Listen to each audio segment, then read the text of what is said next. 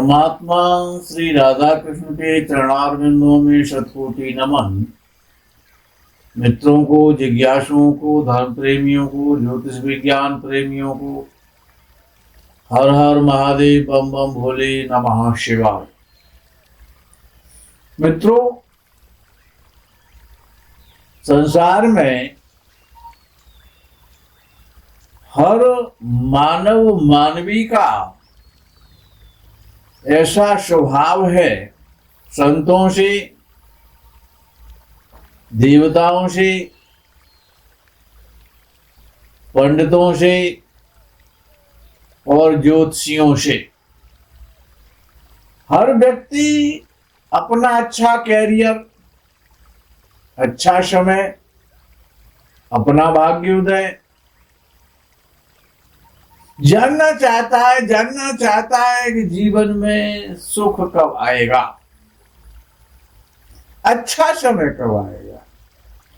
लेकिन जब उसका अच्छा समय चलता है तब वो ये नहीं जानना चाहता कि गलत समय कब आएगा।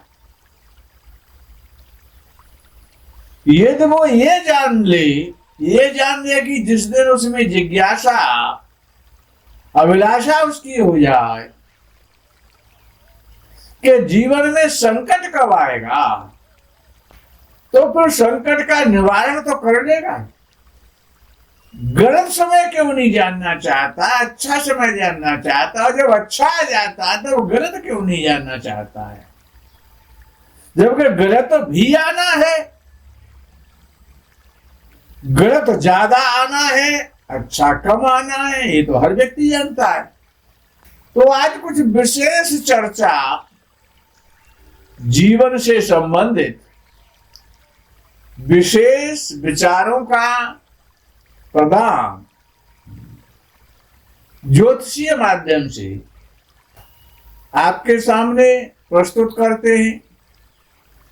जीवन में संकट का आना ज्ञान की प्राप्ति होना है, ऐसा विद्वानों का मत है। जब जब जीवन में संकट आता है तब ज्ञान की प्राप्ति होती है। लेकिन यह संकट आने से पूर्व ही यदि ज्ञात हो जाए कि संकट आने वाला है तो संकट आएगा ही क्यों, आप सावधान हो जाएंगे।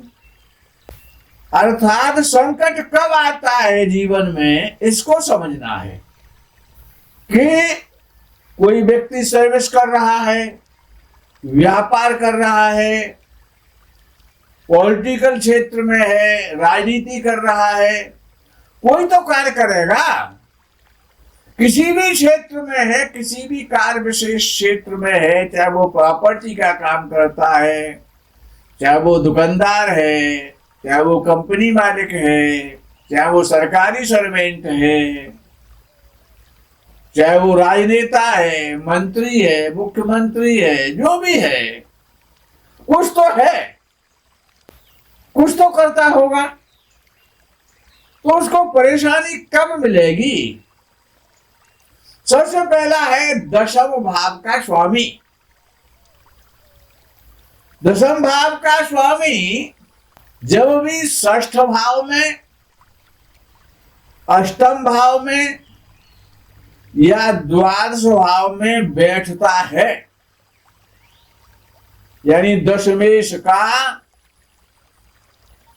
षष्ठ, अष्टम और द्वादश में बैठना, जन्म कुंडली में या चंद्र कुंडली से दोनों का फल बराबर होता है, याद रखो। लगन से भी देखना चाहिए, चंद्र राशि से भी देखना चाहिए, और ऋषियों ने तो ये कहा है कि सूर्य से भी देखना चाहिए। दशमेश का छठवें भाव में, आठवें भाव में और 12वें भाव में बैठना, ये जो दशमेश बैठा हुआ है छठवें, आठवें या 12वें भाव में, तो या फिर द्वादश भाव, अष्टम भाव और षष्ठ भाव कि ग्रह से युति बना के बैठ जाए, या षष्ठ भाव, अष्टम भाव और द्वादश भाव की दृष्टि दशम भाव पर हो जाए, या इन भावों के स्वामी दशम भाव में बैठ जाए, तो क्या होता है कि जब उनकी दशा आती है, जैसे षष्ठ भाव का स्वामी दशम में बैठा है, या अष्टम भाव का स्वामी दशम में बैठा है, या द्वादश भाव का स्वामी दशम में बैठा है, तो जो बैठा है षष्ठ, अष्टम और द्वादश का स्वामी, जब उसकी दशा आएगी तब जीवन में संकट आएगा, सत्ता से पदच्युत होना पड़ेगा, नौकरी छूट जाएगी, व्यापार बंद हो जाएगा, विविध प्रकार के संकटों का सामना करना पड़ेगा। कुछ मामलों में पंचमेश, पंचम भाव का स्वामी बड़ा शुभ माना जाता है, त्रिकोण भाव है, या पंचम भाव में जो ग्रह बैठे हों अच्छे माने जाते हैं त्रिकोण भाव में। लेकिन महर्षि पाराशर ये कहते हैं कि पंचम भाव में बैठे हुए ग्रह की दशा आ जाए या पंचमेश की दशा आ जाए, जीवन में संकट आना निश्चित है। तो पंचम भाव दशम भाव से अष्टम भाव है। कष्ट किसको होगा? दशम भाव को होगा। दशम भाव क्या है? हमारा कर्म है, हमारा व्यापार है, हमारा जीवन वृत्ति है, बड़ा महत्वपूर्ण भाव है। हमने पहले भी कहा है, लगन से या चंद्रमा से दशम भाव पर ग्रहों का गोचर जरूर देखना चाहिए। गोचर में लगन से या राशि से यदि दशम भाव में विशेष रूप से याद रखना, शनि या राहु का जब गोचर होता है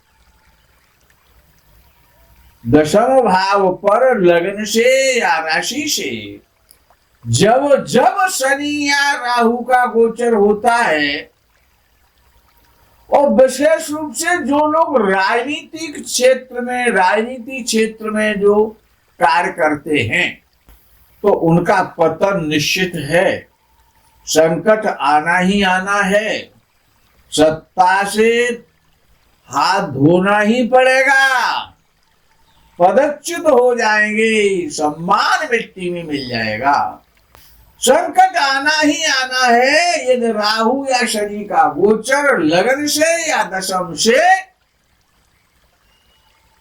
यह दशम भाव पर हो रहा है, तो जीवन बड़ा कठिन हो जाएगा। शनि में शुक्र की अंतर्दशा, शनि की महादशा में शुक्र की अंतर्दशा, या शुक्र की महादशा में राहु की अंतर्दशा, और विशेषता एक शनि शुक्र का मित्र है और शुक्र का राहु मित्र है। लेकिन महर्षि पाराशर कहते हैं कि इस दशा पर विशेष विचार करना चाहिए, सामान्य विचार नहीं, विशेष विचार करना चाहिए, विशेष रूप से विचार करना चाहिए, स्पेशली विचार करें। शनि में शुक्र या शुक्र में राहु का दशा काल अत्यंत विचारणीय है। जो ग्रह कुंडली में पीड़ित हैं, पीड़ित होंगे, पापक ग्रहों से पीड़ित होंगे, या जो ग्रह नीच राशि का है, नीच ग्रहों के स्वामियों की दशा, और जिस प्रकार से कि मंगल कर्क राशि में नीच का होता है, तो चंद्र की दशा, मंगल की दशा नहीं वहां पर कही जा रही। जैसे कि बृहस्पति मकर राशि में नीच का हो जाता है, तो शनि की दशा, जैसे कि बुध मीन राशि में नीच का होता है, तो महर्षि पाराशर जी ने कहा कि नीच ग्रह के राशि की दशा, जिस राशि में नीच का ग्रह बैठा है उसके स्वामी की दशा बहुत ज्यादा कष्टकारी है, महादशा हो या अंतर्दशा हो। जो कुंडली में ग्रह वक्री होते हैं अथवा जो ग्रह वक्री ग्रह से दृष्ट हैं, जिनको वक्री ग्रह देख रहा है, चाहे वो मंगल है चाहे वो शनि है, जो भी ग्रह वक्री है, कोई भी ग्रह वक्री हो सकता है सूर्य चंद्र को छोड़ के, तो वक्री ग्रह या वक्री ग्रह से दृष्ट ग्रह की दशा जीवन में पतन लाएगी, कोई रोकने वाला नहीं है। यदि आपको ज्ञात है तो आप उसकी व्यवस्था पहले से करेंगे, उसकी पाठ पूजा करेंगे, उसका दान करेंगे, उसको उपाय करेंगे। ये बड़ा महत्वपूर्ण चैप्टर है आज का।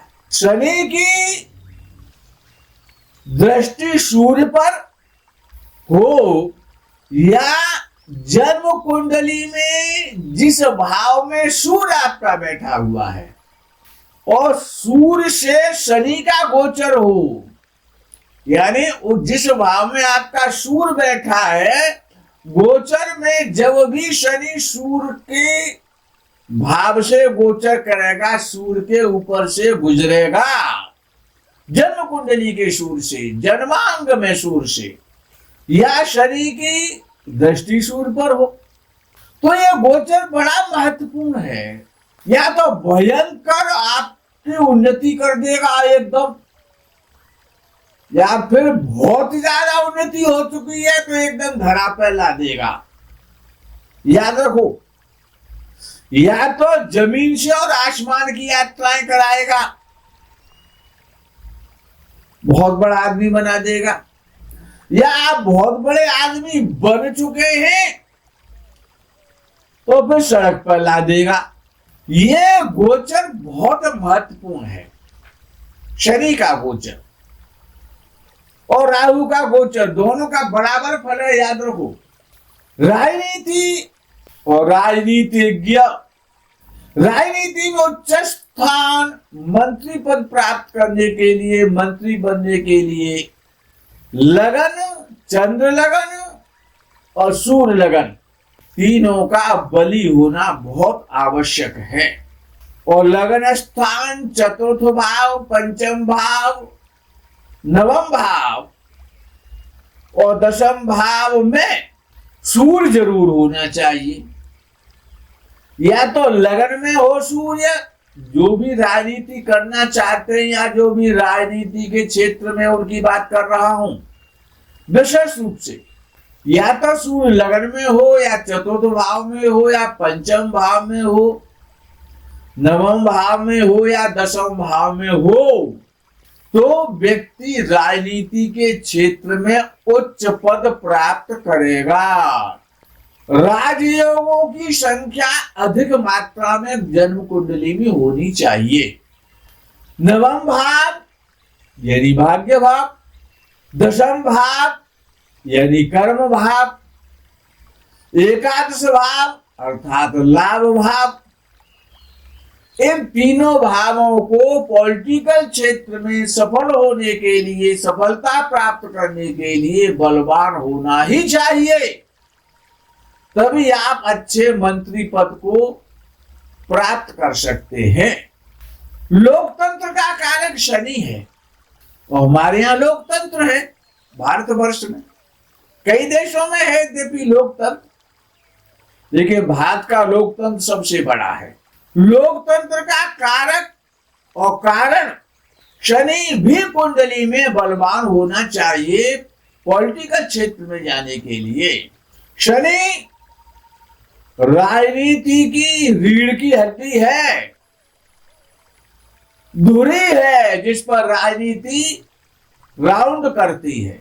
शनि जनता का कारक है, चुनाव लड़ना है, एमपी का चुनाव लड़ना है, एमएलए का चुनाव लड़ना है, जो भी आपको चुनाव लड़ना है, तो शनि जनता है, जन समूह है तो शनि बली होगा, तभी आप जन समूह से समर्थन प्राप्त करेंगे, वो अपना मत आपको देगा। लगन बहुत बली होना चाहिए चुनाव जीतने के लिए। लगन और लग्नेश का संबंध यदि कर्क और सिंह के साथ है, तुला या धनु के साथ है, मेष या वृश्चिक के साथ है, तो व्यक्ति सत्ता प्राप्त करेगा और सरकार में अपना योगदान देगा। लगन और दशम भाव पर मंगल, बृहस्पति और शनि का प्रभाव, संबंध व्यवस्थित होना राजनीति करने के लिए परमावश्यक है। और प्राय राजनीति करने वालों की कुंडली में योग पाया जाता है जो बड़े बड़े पदों पर विराजमान होते हैं।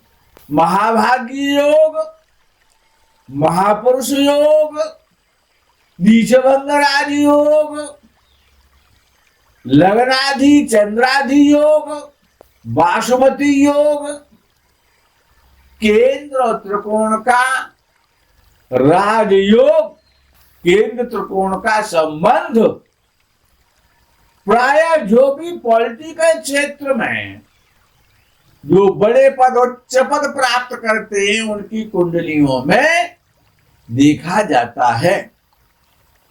मित्रों, आज के प्रकरण को यही विराम, आगे के प्रकरण का आप इंतजार करें।